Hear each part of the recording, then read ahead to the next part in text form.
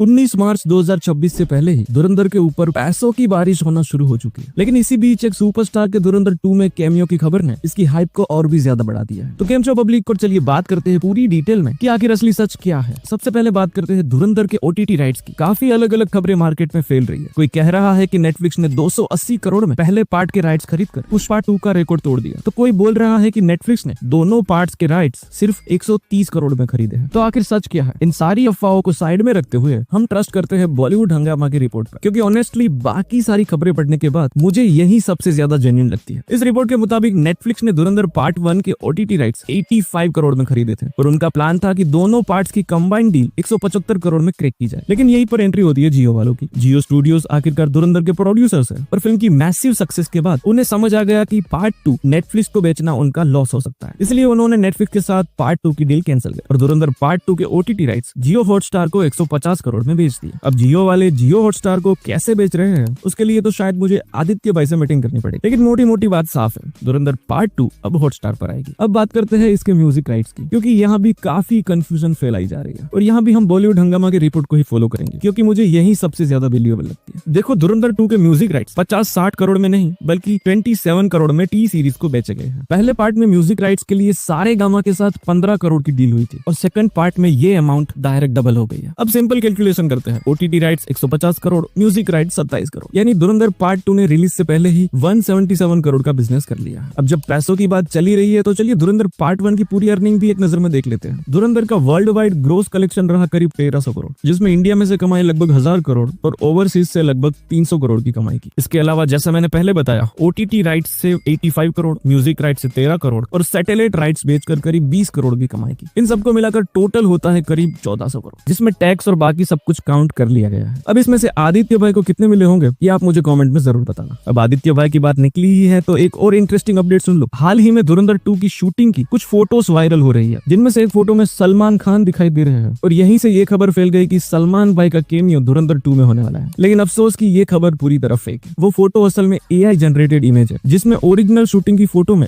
सलमान भाई की एक था टाइगर वाली इमेज ऐड कर दी गई है। और ऑनेस्टली कहूँ तो अगर सलमान भाई सच में इस फिल्म में आ जाते तो इस फिल्म का डूबना पक्का था। ओवरऑल देखा जाए तो आदित्य भाई पैसा छाप रहे हैं और हम यहाँ बैठकर उन्हीं पर वीडियो बना रहे हैं। अगर आप भी चाहते हो कि मैं भी एक दिन आदित्य भाई की तरह पैसा छापूं तो चैनल को सब्सक्राइब कर देना। मिलते हैं अगली वीडियो में, धन्यवाद।